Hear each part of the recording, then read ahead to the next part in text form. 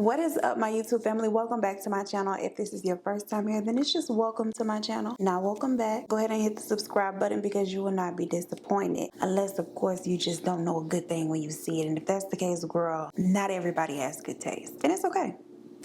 We do not judge here, not even for that. Now, I'm not going to spend too much time talking and running my mouth before we get into today's story, but there is something that I would like to address. Now, to some of y'all, it's going to sound like I'm beating a dead horse, because I've asked this time and time again, but some people are new here. If and when I do not upload, please do not come harassing me on my social media for content. I love and appreciate y'all so much for appreciating and loving my content. I really do. But the thing is, if I take some time off, it's because I needed it or I wanted it. And the last thing that I need or want is to go to my DMs and see where's the upload, where's the content. It's been X amount of days and you haven't uploaded. Why? We need a video. Like, my grandma could have died. Anything could be going on. And here you are prioritizing your need for content over my real life, girl. And that's not okay. Please just don't be inconsiderate. Y'all, last week I was actually sick. The last video I uploaded, I edited the same day that it uploaded, and I made a post on Instagram, y'all, and I was like, I'm sick, but I'm trying to, do my best to get this video up. I'm still editing. And somebody literally replied to that story and said,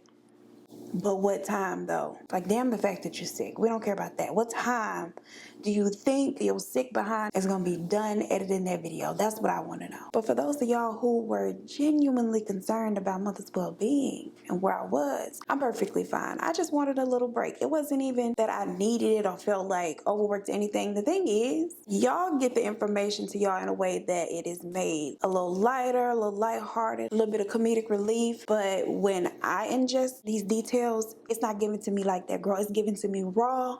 I'm spending hours just reading gruesome, terrible, horrific details. Like, people need a break from that sometimes. Sometimes I'm not in the mood for it. Sometimes I need a break from it, a breather, just to enjoy life. And it's not even that I'm sick or in a bad mood. And I deserve that because I'm very, very consistent. And I upload 2 times a week regularly. And with all that being said, and without further ado, let's just get into today's video. So today's video is going to be about the one and only trifling Keith Hunter Jesperson, aka the smiley face killer, the happy face killer, the rollback killer girl down to Walmart. He has a lot of names, okay? And this has been highly requested, and so here we are today. So Keith Jesperson was born April 6th of 1955, making him an Aries. And I know the Aries, girl, y'all think I just look for y'all. I really don't. It's just so many of you I can't help but, to cover Aries at least twice a month.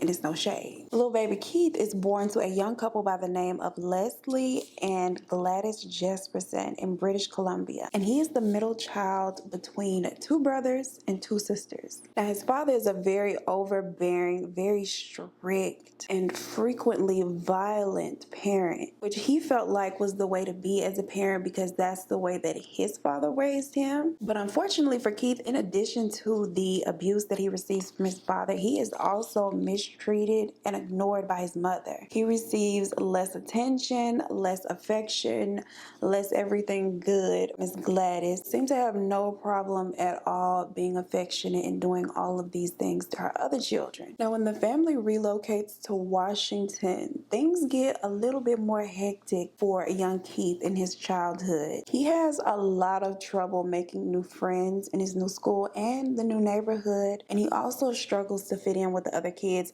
mostly due to his large size. And they gave him the nickname Igor because of his size. Because of these social issues and struggles, he becomes a very shy and lonely child who, despite his size, was picked on mercilessly by the other kids. You would think they would have been scared, but they were not, because he was seen as a gentle giant. And all of the siblings he had, that was no help, because they refused to step in and protect him or try to help him fend off any of these bullies, feeling as though this would only contribute to his weakness and inability to stand up for himself. Eventually, though, he grows to enjoy his solitude and prefer his own company over the company of anyone else. kids. Now his father is noticing that he's becoming more of a loner, and he does not like the fact that all of the teasing and taunting has pushed him in this direction of being a loner versus making him stronger and tougher, and finally deciding to stand up and fight back one day. And so he decides to punish young Keith for this. He will tell Keith that it is not okay to just accept the world's abuse, that as a man he should stand up and fight back. And in an effort to force him to be the son that he wants him to be, to finally just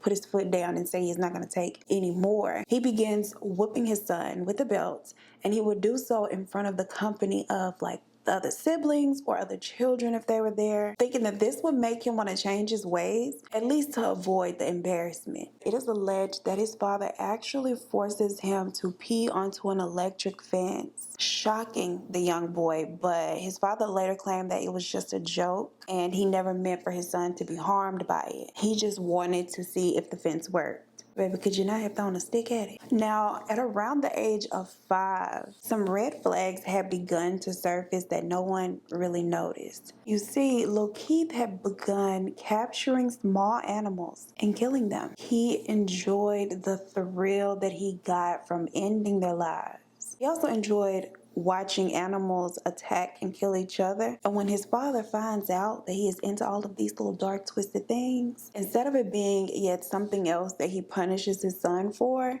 he's actually proud of him and encourages it. He actually makes it Keith's job to keep the home clear of rodents, not realizing that, baby, this is a red flag. This is not a good thing. Child, I don't know if this makeup a good thing so far. We're gonna keep going and see. His father's approval of this actually encourages him to like it more. It gives him another reason to want to do it and enjoy doing it, because finally he is getting some recognition and some praise from Mr. Leslie. That is until he begins to get a little bored with it. It's only so many rats and roaches you can kill, child, and watch tear each other legs off before, it's no longer entertaining. And little Keith began to wonder what it would be like to take the life of an actual human versus a small animal. Yeah, mama didn't like the direction that last look was going, so we starting over. Once the idea of him taking another person's life versus an animal's life is planted into his little head, he becomes obsessed with the idea. This leads young Keith to make his first attempt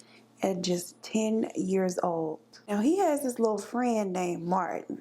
But Martin wasn't that good of a friend, okay? Unfortunately, though, little Keith had to, settle for what he could get. He and Martin used to hang out and do little ratchet things together, and when they would get caught and get into trouble for it, Martin was always very quick to throw Keith under the bus. And Keith did not appreciate this, not at all. Once he becomes fed up with Martin's little lack of loyalty, he attempts to beat the young boy to death. Now, luckily for Martin, Keith's father walks in on this going on and he breaks it up before it just goes too far, believing it to just be a little scuffle, and his son is finally standing up for himself. Once he breaks them up, nothing really comes of the situation. It is not escalated or anything like that. A year later, Keith is at a pool minding his business when another kid grabs him by the head and forces him underwater. You know how kids do. Granted, the kid wasn't doing it in a way to really play with him. It was kind of a I'm laughing at you, not laughing with you kind of thing. He was doing it to taunt Keith. But then Keith grabs him and forces him underwater, and Keith is not playing at all. Okay, he really attempts to drown this child and would have succeeded in doing so if the lifeguard on duty had not seen what was going on and intervened. Fast forward to 1973, Lil Keith is graduating high school, and just 2 years after that, he is tying the knot with a young woman by the name of Rose. He did not believe in his ability to successfully, complete college, and so instead of going off to school, he takes a job as a truck driver to help support his wife and the children that they begin to have. They eventually have 2 daughters and a son. Now, a few years into their little marriage, Rose began to suspect that Keith is out here cheating, laying it low and spreading it wide. She just does not believe that he is out here on the road being faithful. She begins confronting him about it and accusing him regularly, and this is just the catalyst for a lot of marital issues between the two of them. Until finally, after 14 long years of marriage, Rose decides that she wants to call it quits. She leaves Keith and moves 200 miles away to go live with her parents until she can get on her feet and get herself in a position where she can, care for her 3 children. Now, despite the distance between them now and the fact that they're having all of these issues, Rose does not attempt to keep the kids from him. He sees them as much as possible, given, of course, the distance. Now, Keith continues to drive as a truck driver for a couple of years, and then he decides that he wants to pursue a job as a police officer, believing that this would kind of give him a license to kill on the low. He goes through the process of becoming an officer, but unfortunately for him, during his training, he is injured, and that injury prevents him from being able to join the police force. Now, you know how they say hindsight is 20/20. Well, this instance does not break Keith. He realizes that he may have been in the perfect profession all along to carry out some of his dark fantasies.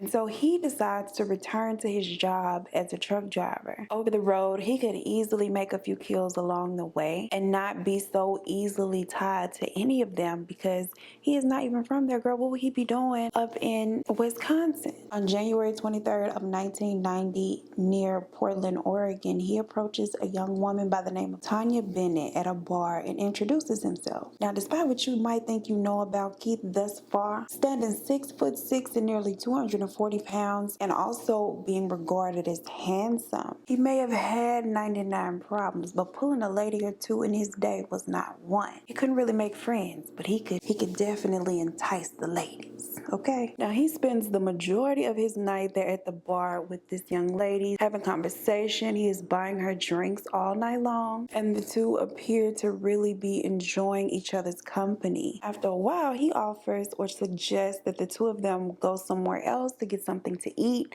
his treat of course, and she accepts. Once the two of them leave the bar, Keith tells her that he just needs to stop by his house to get a little bit more money, and that's it. They could be on their way to enjoying the rest of their evening, and she does not see this strange at all. She's just like, okay. When they get back to his place, he tries to make a move on her, and when she rejects him, he has forced relations with her and then bludgeons the woman beyond recognition with his fists. Afterward, Tanya is still very much alive, and so he chokes her and then discards her alongside a road to be discovered days later. And then something really strange happens.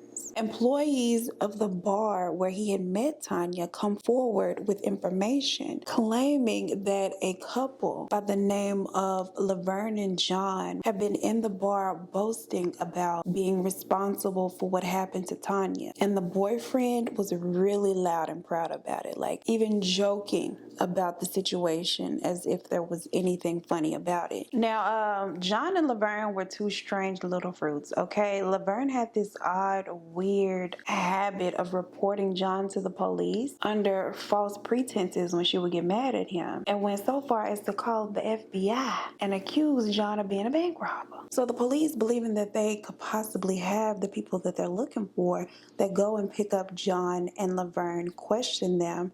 And when they speak to Laverne, she tells them that her boyfriend is in fact responsible for what happened to Tanya. And with that, they're able to obtain a search warrant for their residence. They go out and they turn the couple's residence upside down. They are looking for any shred of evidence, any belongings to Tanya there at the residence, but there is literally nothing. The closest thing that they could find to a little shred of evidence is a small envelope addressed to John with T. Bennett dash a good piece written on the back of it. Now when they asked John about this envelope, he is like, girl, what's that? He does not know anything about this envelope. According to him, he had never seen it before, and he has no idea what it means. Allegedly. He has maintained this entire time that he has no knowledge of this case surrounding Tanya Bennett. He had no involvement in it. Bars. My mama called me the other day and was like, why don't you say bars anymore when you rhyme? And I was like, dang, I don't say it no more. I gotta get back to me. Now when they come back with this envelope and they have an official piece of evidence and they're pressuring John to tell the truth, that he was responsible for what happened to Tanya, Laverne decides to change her story up a bit. Now, at first she said that she had only heard him talking about it and boasting that he had done it, and she had become convinced of his guilt with all of the details that he seemed to know, right? But for whatever reason, after discovering that little envelope, she decides to put a little bit of stank on it, now claiming to have actually watched as John did all of these things to Tanya. Now, with this new and improved version of her story, they quickly and formally charge John, and then they also hit little Laverne with a reverse Uno card and charge her as well. She is charged for aiding and abetting since she was there watching all of the things. Now, even with Laverne's testimony, the new and improved version, things were not quite aligning enough for John to be, without a shadow of a doubt, the person responsible for what happened to Tanya. There were several witnesses that testified seeing her in the bar the night that she had gone missing, talking to two different guys. Laverne claims that John had picked her up in a completely different part of town, nearly 30 miles from where she had gone missing. Child, regardless of that fact, the jury decided to ignore that little tidbit of information. They just turned a blind eye to that huge inconsistency. Laverne's trial concludes first, and she receives a 10-year sentence for her involvement. And John, who has maintained his innocence this entire time, he was spooked by the fact that she had got 10 years. He is like, if she got 10 years for watching, oh, they're really about to let me have it. It also didn't help that he was already out on probation for drunk driving with a suspended license at the time of his arrest,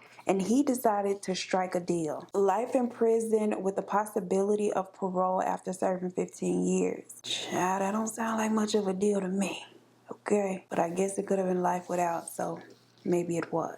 And with that, the case of Tanya Bennett is closed for now. Then all of a sudden, this odd little message written on the wall of the men's bathroom in a Greyhound bus station over in Montana catches the attention of this random guy. It says, I killed Tanya Bennett on January 21st, 1990 in Portland, Oregon. I beat her to death, raped her, and loved it. I'm sick, but I enjoy myself too.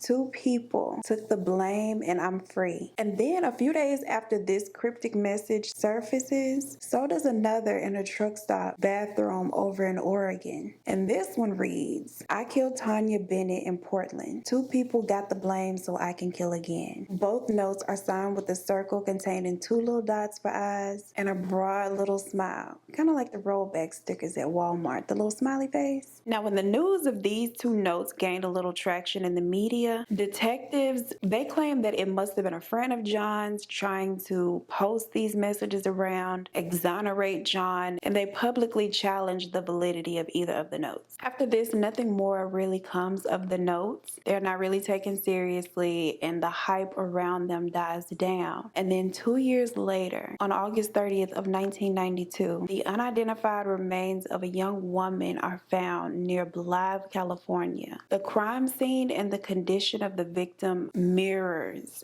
what happened to Tanya Bennett. It is the exact same. And just 1 month after this, another woman by the name of Cynthia Rose is discovered. And again, the crime scene is the exact same. And now police are like, you know what? Okay, maybe sis is still out here, because not all of the details have been released to the public. And so for somebody to commit the exact same type of, situation with all of the details, including the ones that were not released, it didn't seem that likely that this was a copycat they were dealing with. At this point, Lil Keith is confident that he is evading the police. Like, they are not going to catch up to me, girl. They don't even know where to begin. And so he wastes no time moving on to victim number 4, Lori Ann over in Salem, Oregon. And she was a sex worker whose services he had solicited, and after them making their adult exchange in his truck, she allegedly tried to double charge him. When he refuses to pay the extra money, she threatens to call the police, and then he attacks her. Now, this is just his version of events, which I'm pretty sure is not true, but I'm just here to relay the message to you.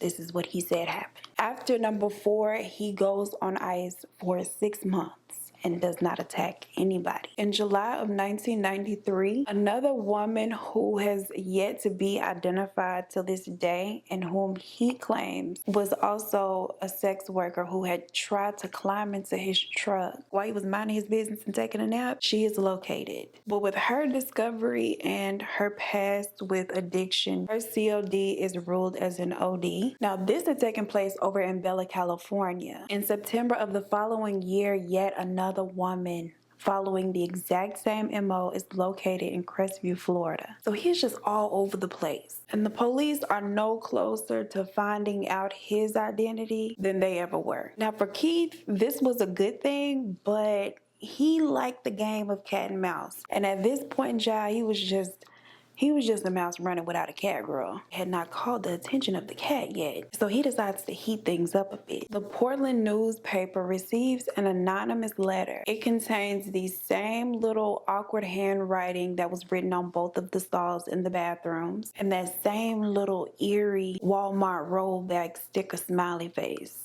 down to the bottom of it. Now, the author of this note claims to have taken the lives of 6 people. Now, here's what the letter said. I feel bad, but I will not turn myself in. I am not stupid.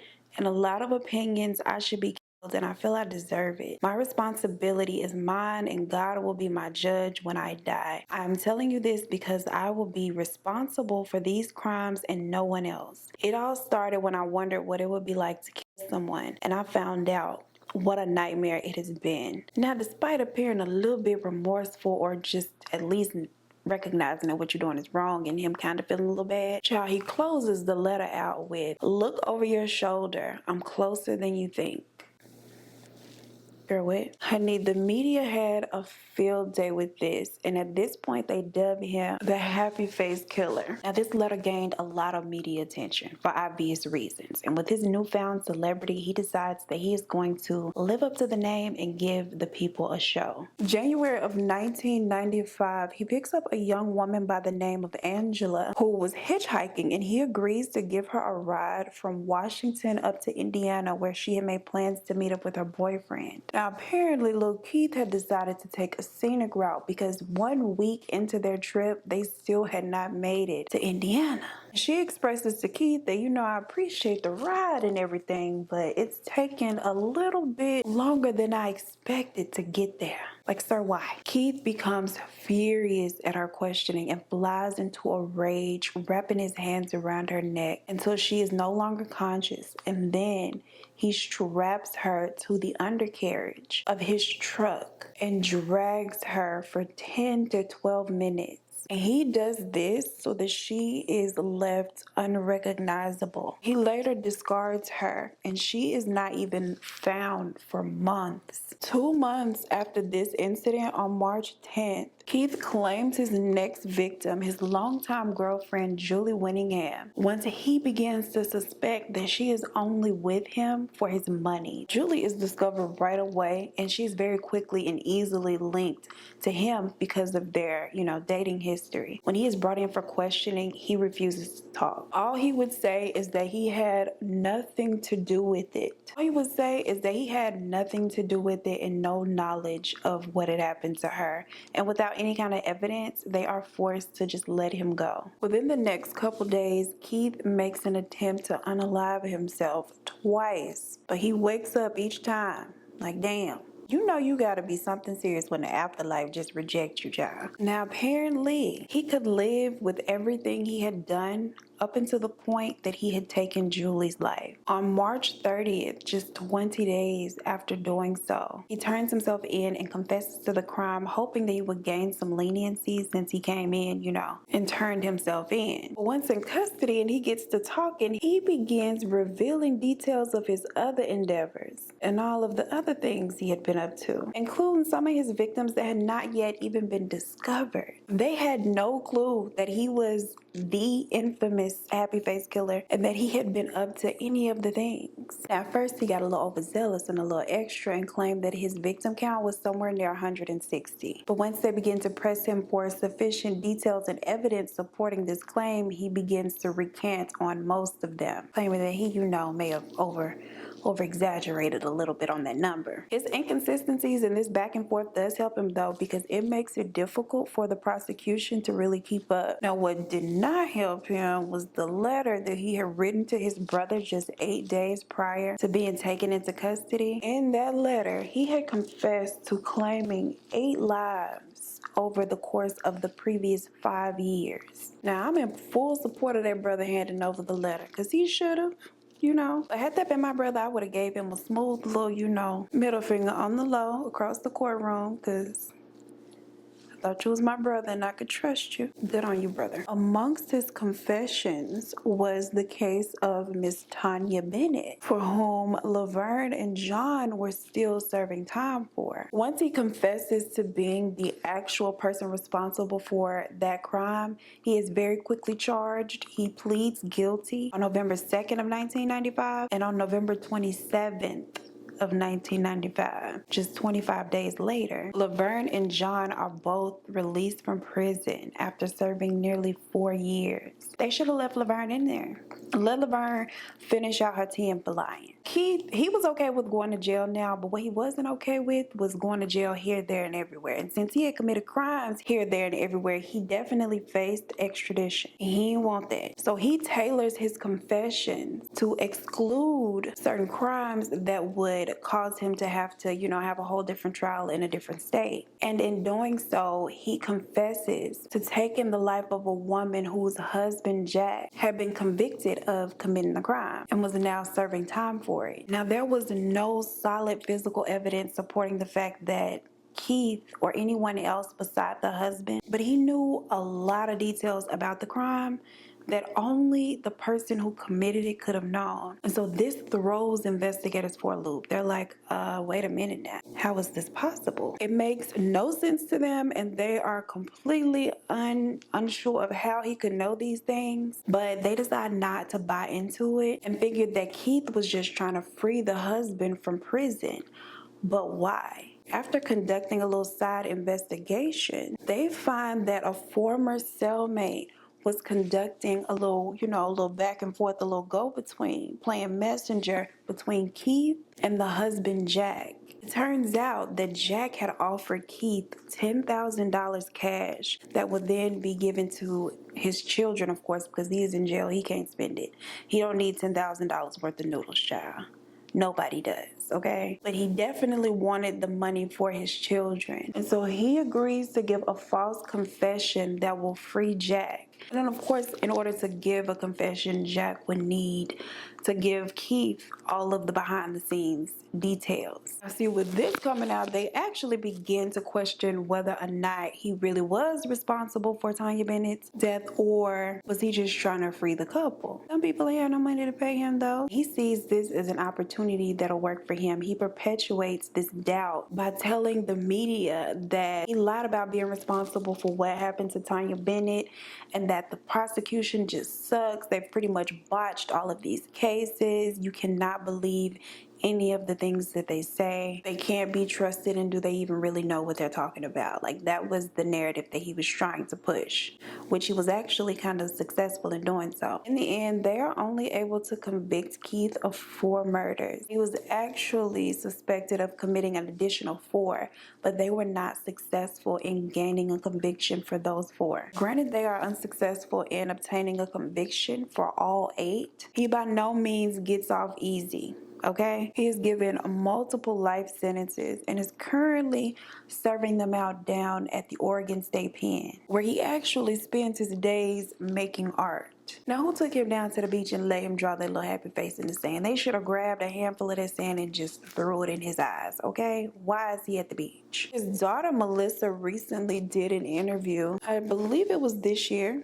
And she said that she wholeheartedly believes that if given the chance, her father would get out and do all of the things all over again. Like, he is not reformed and he is not sorry. Now, I don't like to judge people on how they, raise their kids, but I just don't foresee myself taking my children down to the prison to see him. Not even on his birthday. Not even on Father's Day. Not even if it was all of our last day on earth, okay? But I digress. I'm not even gonna give her too much because she did say that she does not have consistent communication with her father or anything like that. Actually, none of his children spoke to him for a really long time. And from what I gathered, this was like one of the few times that she had agreed to take her children there to meet him, because he had reached out and expressed desperately wanting a relationship with his children and grandchildren and begging her to, bring them down to see him.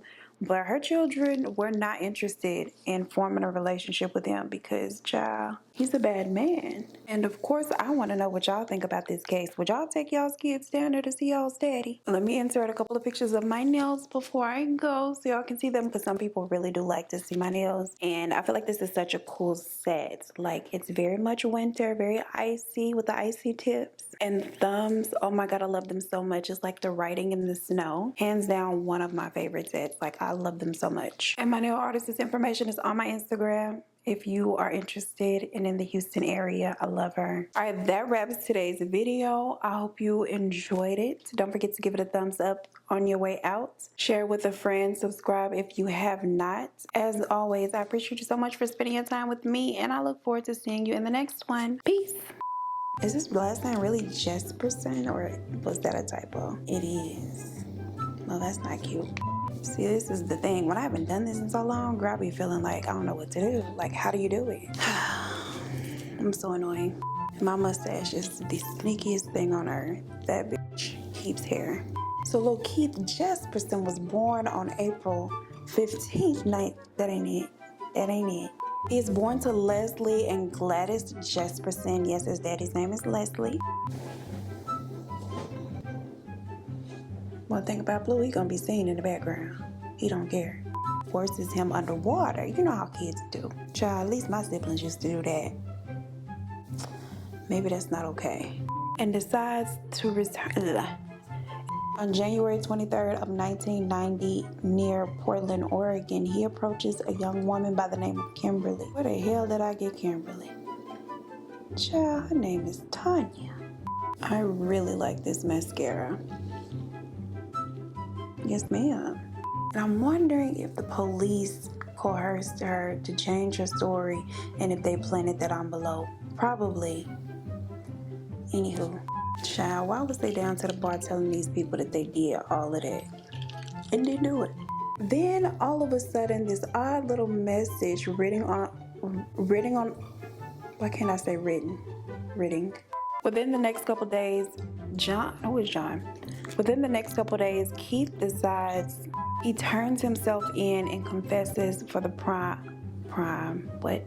And for anybody who is curious, okay. Why the lighting got me looking crazy? Because I'm cute.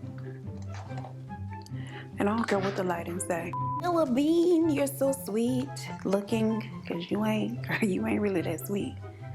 Acting.